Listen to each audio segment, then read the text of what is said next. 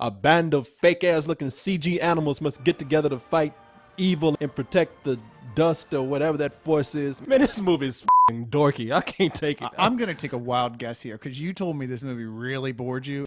You fell asleep, didn't you? I sure did. I thought so because you had no idea. It's not that hard to figure out. You just got to stay with it for a little while. I agree with you. The first half of this movie, this is like watching a debate. When are they going to get done with the exposition?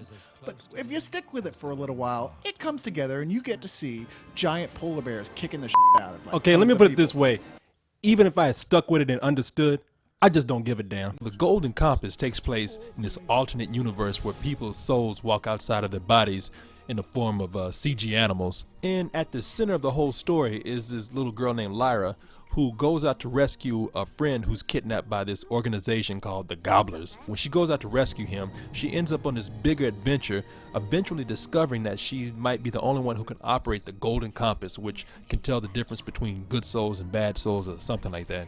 There's also a subplot involving Daniel Craig where he discovers this substance called dust, and the Gobblers see this as heresy. So there's some obvious criticisms towards organized religion, but I don't know, dust sounds like a drug reference to me. I liked the film. I thought it was good. It was entertaining.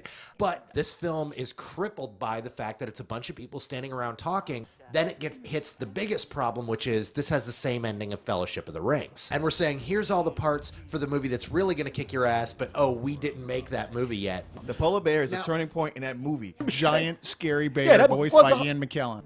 Lara Malaqua, I owe you a debt.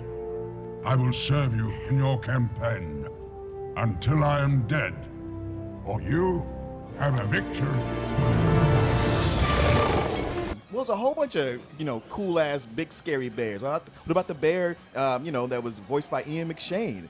And a cool-ass bear fight. That's like one of the best fights I've seen this week. All we can mention is, hey man, this movie got some kick-ass polar bears in it. We ain't talked about nothing but some polar bears. I think the movie's just written with cliches, from the dialogue to things like Sam Elliott as being a stereotypical cowboy. Personally, I loved every moment that Sam Elliott was on the screen. Sam Elliott came on and, come on, if you're going to have a cowboy stereotype, a rifle-carrying, hat-wearing, jackrabbit sidekick cowboy. You're legally required to have Sam Elliott. Exactly.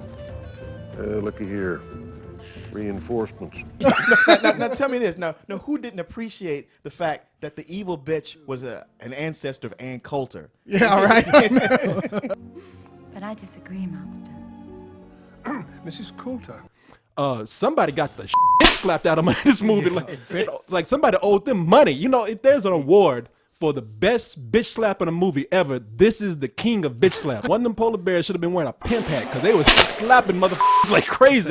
You know what? I would almost go matinee for the problems, but they're not quite enough, and I'm going to say full price. I really got won over by the second half in a lot of ways, but so far this is just a matinee. Yeah, it's good. I don't know if I'll see it again, but you know what? I enjoyed watching it. It was fun. So yeah, strong matinee. That script is just so crammed with so much stuff that it didn't leave enough for the characters to be developed.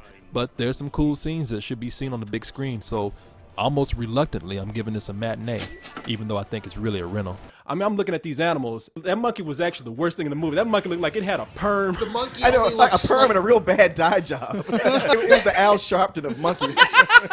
And I'm wishing they had done the Babe thing, where they got some real animals and just made their mouths move. You're going to let your kid ride the back of a big-ass polar bear, huh? Like they tried that at first. They lost 3 kids. Yeah, exactly. Trying to make it